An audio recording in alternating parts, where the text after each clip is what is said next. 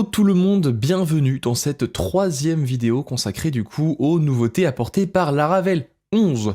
Aujourd'hui on se concentre sur les middleware, donc je vous le disais les middleware, côté fichier de middleware, côté classe, côté logique, ça n'a pas, y a pas beaucoup, enfin il n'y a rien qu'à changer en fait.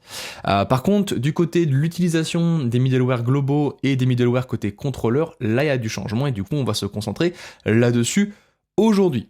Donc première chose à savoir, c'est que maintenant les middleware globaux, vous allez devoir les mettre dans bootstrap app.php et non plus dans le kernel HTTP qu'on avait précédemment sur les applications avant Laravel 11.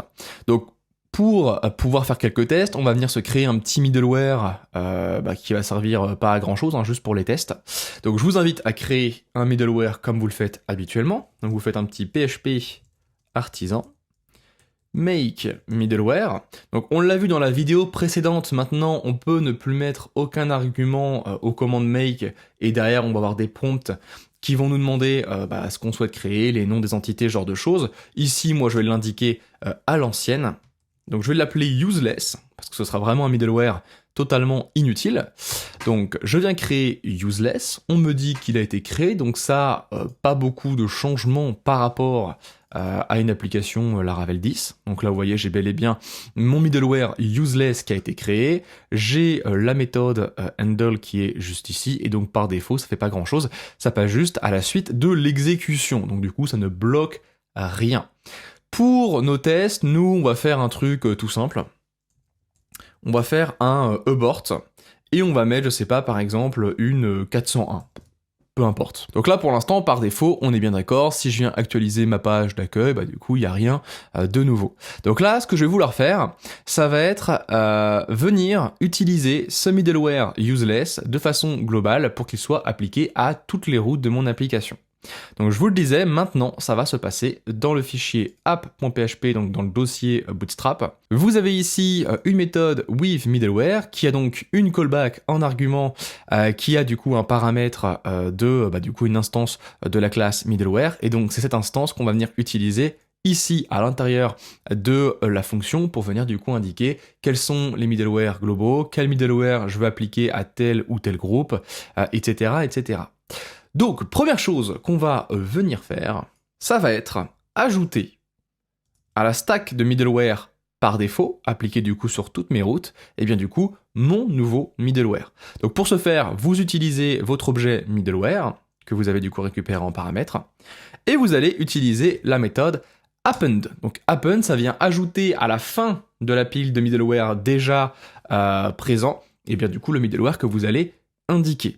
Pour notre part, on va venir indiquer du coup que c'est le useless.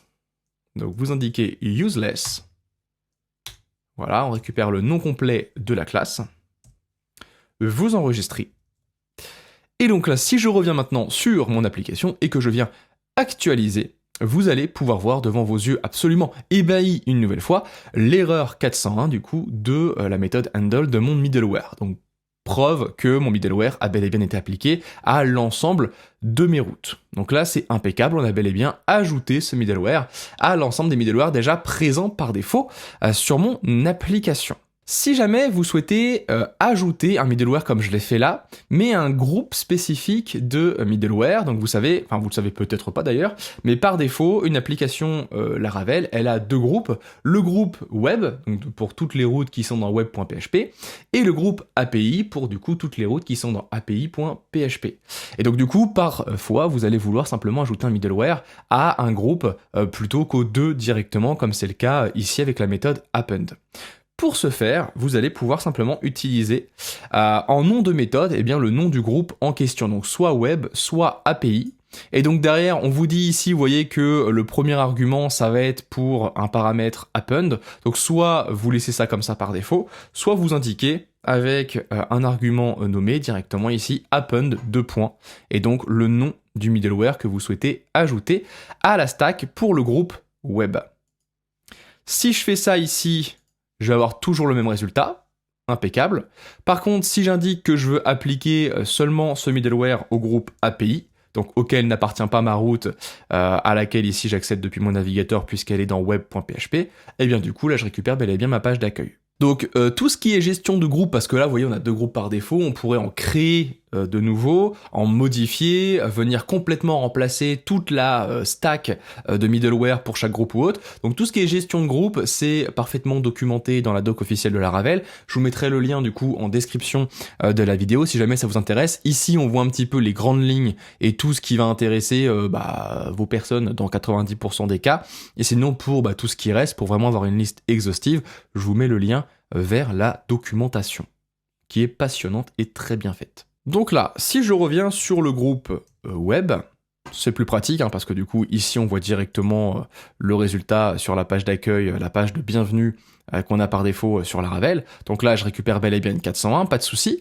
Et donc, vous allez avoir plusieurs paramètres différents. Donc vous avez happen pour venir ajouter à la fin de la pile de middleware déjà présente, et bien du coup, un nouveau middleware. Vous avez également la possibilité d'avoir un paramètre prepend pour venir du coup mettre en première place le middleware en question et ensuite exécuter tous les autres middleware déjà présents dans la pile. Vous avez également la possibilité de venir supprimer un middleware de la pile de middleware, du coup si jamais vous en avez indiqué plus haut dans with middleware ou si jamais il y en a par défaut que vous voulez supprimer. Par exemple, on connaît tous le middleware validate csurf token du coup pour gérer la faille csurf. Du coup si jamais pour une raison ou pour une autre vous vous dites moi cette faille là j'ai pas besoin de la gérer, donc attention à ça, mais si jamais vous dites j'en veux plus en fait de ce middleware, vous allez pouvoir indiquer validate csrf token, voilà, donc vous récupérez le nom complet de la classe, et donc là automatiquement ça va être supprimé de la pile de middleware qui va être appliquée au groupe web, et du coup c'est parfait, vous avez désactivé ici la protection csurf. Attention à ne pas faire n'importe quoi. Autre chose qui peut être intéressante, notamment par exemple quand vous allez vouloir surcharger le comportement d'un middleware par défaut. Vous pouvez remplacer du coup un middleware par un autre. Dans ce cas-là, vous allez simplement à utiliser le paramètre replace, donc vous indiquez ici replace. Vous allez mettre un petit tableau. Et donc dans ce tableau, ça va être un tableau associatif, vous allez pouvoir indiquer du coup en clé le middleware que vous souhaitez venir remplacer, et en valeur, le middleware du coup qui doit le remplacer. Donc moi par exemple ici je pourrais indiquer useless class. Et donc là automatiquement Laravel va venir remplacer le middleware validate csurf token par useless, tout simplement. Vous enregistrez ça et donc là si vous venez tester pareillement, vous allez récupérer une 401, c'est logique. Donc à noter qu'au tout début de la vidéo, je vous ai montré du coup la méthode juste append, du coup pour ajouter un middleware vraiment de façon globale à toutes les routes de votre application. Vous avez également la méthode prepend qui permet de venir préfixer du coup la stack de middleware par défaut par un premier middleware du coup à venir exécuter. Donc voilà, je vous l'ai pas montré, encore une fois, il est plutôt facile de revoir tout ça dans la documentation. Une fois que vous aurez vu cette vidéo, logiquement, la doc devrait être plutôt parlante pour vous. Donc là, avant de passer à la suite, on peut justement repasser un exemple plus simple. Donc je vais venir utiliser prepend plutôt qu'append, comme ça vous aurez un exemple. Donc là, je vais juste venir indiquer que la stack de middleware globale, je vais venir la préfixer du coup par un premier middleware, et du coup je vais indiquer que je veux utiliser le useless middleware. Ok, donc là, si jamais je fais ça, pas beaucoup de différence de notre côté, qu'il soit exécuté ici en premier ou en dernier, à la fin, on se récupère quoi qu'il arrive une 401. Et donc maintenant, ce qu'on va voir, c'est comment est-ce que maintenant on fait pour gérer les alias pour nos middleware. Donc ça, avant, c'est pareil, ça se faisait depuis le kernel HTTP de Laravel. Maintenant, ça va se faire toujours depuis cette callback qu'on a ici en argument de la méthode withMiddleware. Donc pour pouvoir créer un alias pour un middleware, bien du coup, vous allez une nouvelle fois venir utiliser l'objet middleware. Vous allez utiliser, c'est incroyable, la méthode alias. Et donc vous allez créer un petit tableau à mettre en argument. Et vous allez du coup pouvoir indiquer l'alias. Donc moi par exemple je vais créer un alias useless. Et donc je vais indiquer que c'est l'alias pour le middleware useless. Et grâce à ça, maintenant, partout où je vais vouloir utiliser ce middleware, je vais pouvoir utiliser l'alias si jamais je le souhaite. Donc là, vous devrez continuer à utiliser les noms des classes dans les différentes méthodes ici de votre objet middleware. Par contre, quand vous allez vouloir utiliser votre middleware depuis vos fichiers de route ou depuis vos fichiers de contrôleur, bah du coup vous pourrez utiliser l'alias que vous avez indiqué juste ici si jamais vous le souhaitez. Donc à voir si vous aimez ce système d'alias ou pas, ça pour le coup on l'avait déjà avec les anciennes versions de Laravel, mais c'est juste que on n'indiquait pas ça directement ici. En parlant justement de contrôleurs, au niveau des contrôleurs, vous serez bien surpris et surprise de voir que maintenant, on ne doit plus indiquer les middleware à utiliser sur nos différentes actions dans nos contrôleurs depuis le constructeur de la classe. En effet, maintenant, il n'y a plus d'utilisation de ça. Vous n'avez plus la méthode middleware de disponible. Donc du coup, vous allez être bien embêté si, comme moi, vous aimiez utiliser vos middleware directement depuis vos contrôleurs. Donc je vais vous montrer comment gérer ça.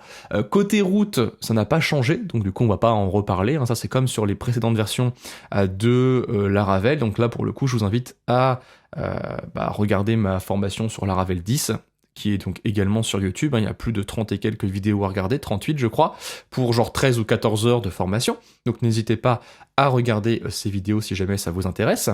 Nous ici on va du coup se focus sur seulement les nouveautés. Donc pour voir ça, on va commencer par créer un contrôleur du coup pour un petit peu faire nos tests. Donc je vais faire un petit PHP artisan make contrôleur.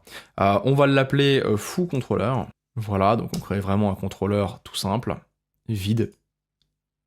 Et donc ici, si jamais vous souhaitez gérer dans un de vos contrôleurs les middleware pour les différentes actions, vous allez devoir commencer par venir implémenter une interface que met Laravel à votre disposition. Cette interface, elle s'appelle asMiddleware. Donc vous venez comme ça l'implémenter. Et donc si jamais vous allez regarder un petit peu cette interface, vous allez voir en fait que ça vous demande de venir simplement déclarer une méthode publique statique middleware. Donc du coup on va venir la créer et du coup c'est dans cette méthode qu'on va devoir indiquer quelle action est liée à quel middleware. Donc on va venir l'écouter parce que pour l'instant il n'est pas très content. Donc je viens créer ma méthode statique publique. Elle doit s'appeler middleware. Elle va nous retourner un tableau, donc on vient typer le retour. Bonne habitude à prendre si jamais vous ne l'avez pas encore. Et donc on va venir retourner un petit tableau. Et donc c'est dans ce tableau qu'on va indiquer quelle action doit se voir attribuer tel ou tel middleware. Donc là, plein de façons de faire. Soit vous venez indiquer le nom, donc là en l'occurrence l'alias du middleware. Si vous indiquez juste ça, ça va venir appliquer le middleware à toutes les actions du contrôleur. Donc ça peut être intéressant. Donc soit vous indiquez directement l'alias, soit bien entendu vous pouvez indiquer le nom complet du middleware comme ceci, hein. Les deux du coup vont être synonymes, hein. C'est le principe d'un alias, je pense que vous avez toutes et tous compris. Donc là je vais venir créer une petite action, donc public function index. Voilà, on va venir sur root et sur web.php. On va venir retourner du coup notre vue welcome. Et donc au niveau de web.php, on va venir supprimer ici l'action par défaut. On va venir indiquer que donc c'est dans le foo contrôleur que se trouve notre action. Impeccable. Ici, on est parfait. Je viens sur app.php, histoire juste ici de venir commenter cette ligne, parce que sinon c'est de la triche, en fait, useless va être appliqué à toutes mes routes, donc forcément je pourrais pas vérifier si ce que j'ai fait dans mon foo contrôleur est bien fonctionnel ou pas. Donc là, vous venez bien commenter dans app.php, hein, vous gardez juste la partie alias si jamais vous le souhaitez. Et donc si jamais je viens ici actualiser, on peut voir que j'ai toujours ma 401, c'est magnifique, c'est parfait, tout est fonctionnel. Et donc là, hein, si vous venez commenter cette partie-là et que vous venez actualiser, on peut voir que je récupère bel et bien ma petite page de bienvenue. Donc là, soit ça, soit du coup l'alias, ça va fonctionner tout pareil, pour peu du coup que vous l'ayez bel et bien indiqué dans app.php. Ensuite, forcément, vous allez pouvoir un petit peu filtrer les différentes actions pour lesquelles vous souhaitez appliquer un middleware. Et donc, si jamais c'est le cas, vous allez devoir créer une nouvelle instance de la classe middleware qui vous est fournie par Laravel. Donc vous allez dans Illuminate Routing Controller, donc c'est vraiment cette classe-là middleware qu'il vous faut. Vous faites entrer pour venir l'importer. Et donc là, vous allez devoir indiquer, encore une fois, le nom du middleware. Donc encore une fois, soit vous indiquez l'alias, soit vous indiquez la classe du middleware en elle-même. Et ensuite derrière, vous allez pouvoir soit indiquer une valeur pour le paramètre only. Dans ce cas-là, vous allez pouvoir lister dans le tableau que vous lui passez le nom des différentes actions pour lesquelles vous souhaitez appliquer ce middleware useless. Donc là, en l'occurrence, je dis que je veux appliquer le middleware useless seulement à mon action, à ma méthode index. Si jamais je fais ça naturellement, ici, si j'actualise, j'ai toujours une 401. Par contre, vous pouvez, à contrario, indiquer que vous voulez appliquer le middleware useless à toutes les actions, excepté celles que vous allez indiquer dans le tableau. Donc là, j'indique, je veux appliquer le middleware useless à toutes mes actions, excepté du coup l'action index. Donc là, logiquement, index devrait maintenant être de nouveau accessible, et c'est le cas comme vous pouvez le voir. Donc voilà pour ce que je voulais vous montrer un petit peu des nouveautés sur les middleware. Encore une fois, ici, c'est pas une vidéo qui a pour but d'être exhaustive. Si jamais il y a vraiment un cas de figure pour lequel vous n'avez pas trouvé votre bonheur dans cette vidéo, je vous mets les liens intéressants du coup vers les bonnes parties de la documentation pour vous renseigner et pour vraiment avoir une liste exhaustive des méthodes, paramètres, arguments que vous pouvez indiquer. Et je pense que là, avec ce que je vous ai donné, vous devriez être au fait de tout ce qui est nouveau côté middleware pour Laravel 11. Merci du coup à toutes et à tous d'avoir suivi cette vidéo. On se retrouve en début de semaine prochaine du coup pour parler cette fois-ci de la partie casting d'éloquente. Et logiquement en fin de semaine, on se retrouvera pour la dernière vidéo, en tout cas pour l'instant la dernière vidéo de cette série, dans laquelle du coup on parlera de comment est-ce qu'on peut faire pour migrer une application Laravel 10 vers du coup Laravel 11 pour profiter du coup de toutes les nouveautés apportées par Laravel 11. Je vous dis du coup à très bientôt, prenez soin de vous et à la semaine prochaine.